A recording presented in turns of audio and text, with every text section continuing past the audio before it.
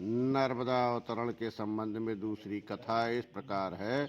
महाराजा युधिष्ठिर ने नर्मदा जी का महात्म्य जानने की इच्छा से महर्षि मार्कंडेय जी से प्रश्न किया। तब वे बोले, पूर्व काल में पुरूरवा नामक से प्रसिद्ध एक चक्रवर्ती राजा हुए थे।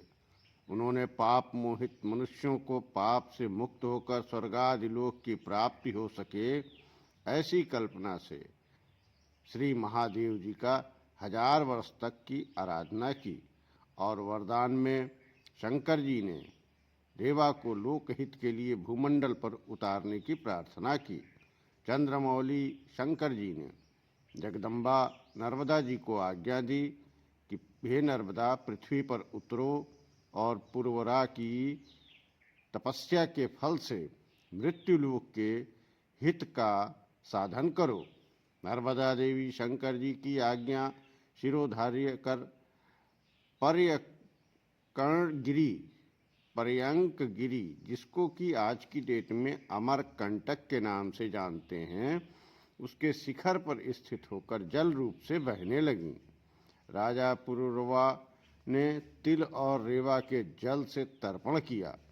उस जल से तर्पण करने पर उसी समय राजा के समस्त पितर विमानारूढ़ हो परम पद को प्राप्त हो गए। समस्त जगत पवित्र हो गया। माघ शुक्ल पक्ष सप्तमी अश्विनी नक्षत्र में रविवार के दिन ठीक मध्याह्न के समय नर्मदा जी का इस भूमंडल पर अवतरण हुआ।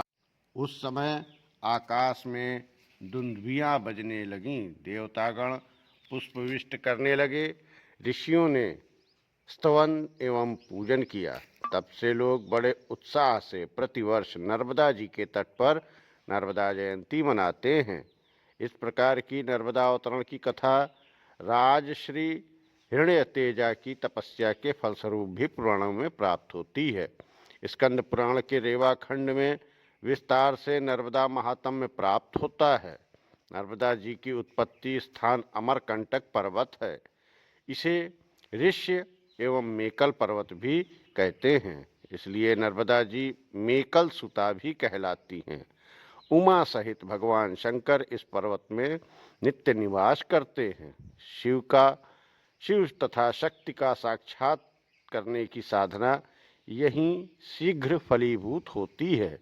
जिस प्रकार गंगा यमुना नदियां मोक्षदायिनी हैं, उसी प्रकार नर्मदा भी मोक्ष प्रदा हैं। जिन्हें पुनः घोर संसार सागर के दर्शन की अभिलाषा न हो, वे सर्वदा नर्मदा के जल का सेवन करें। नर्मदा के जल के साथ उसके तट के पास जो कुछ जप किया जाता है तथा दान किया जाता है, वह सब अक्षय हो जाता है। अक्षय का मतलब उसका क्षय नहीं होता। उत्तम व्रत का संकल्प लेकर जो नर्मदा का आश्रय लेते हैं, वे मरकर अविनाशी वैष्णव और अविनाशी शैव पद पाते हैं। मनुष्य के 7 जन्मों के किए हुए तथा वर्तमान जन्म के पाप नर्मदा जी में स्नान करने से इस प्रकार नष्ट हो जाते हैं, जैसे रुई के ढेर में अग्नि भस्म कर देती है। जिस प्रकार रुई के ढेर को अग्नि भस्म करती है, उसी प्रकार नर्मदा जी के तट पर किसी भी मनुष्य के देह त्यागने पर उत्तम गति प्राप्त होती है।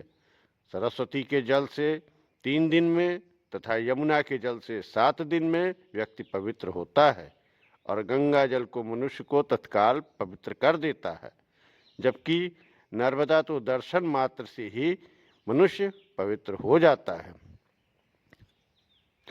त्रिभिः सारस्वतं तोयं सप्ताहेन तु यामुनां सज्ञ पुनाति गांगे दर्शनादेवो नर्मदम।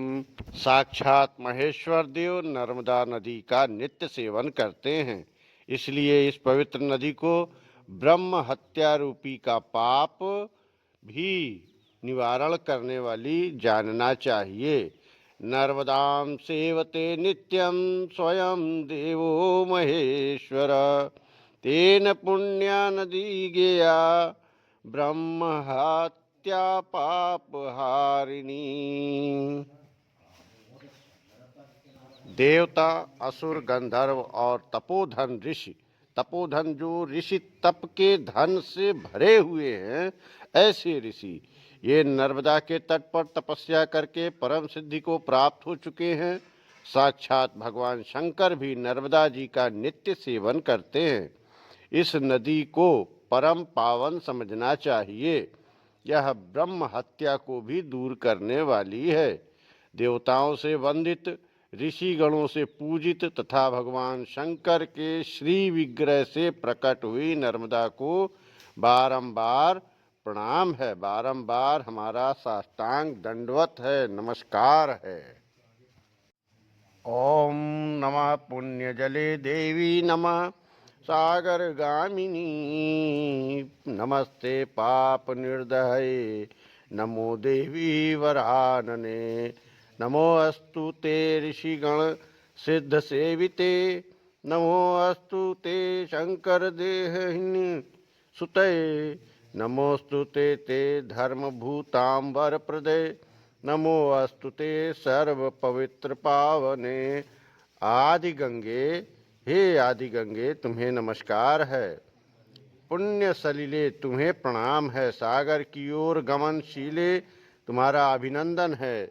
पापों को नष्ट करने वाली और सुंदर मुख वाली देवी तुम्हें नमस्कार है। तुम्हें ऋषि समूह और सिद्धों से सेवित हो, तुम्हें प्रणाम है। शंकर के देह से निकली हुई माँ तुम्हें नमस्कार है। तुम धर्मात्मा प्राणियों को वर देने वाली हो, तुम्हें नमस्कार है। सभी को पवित्र करने वाली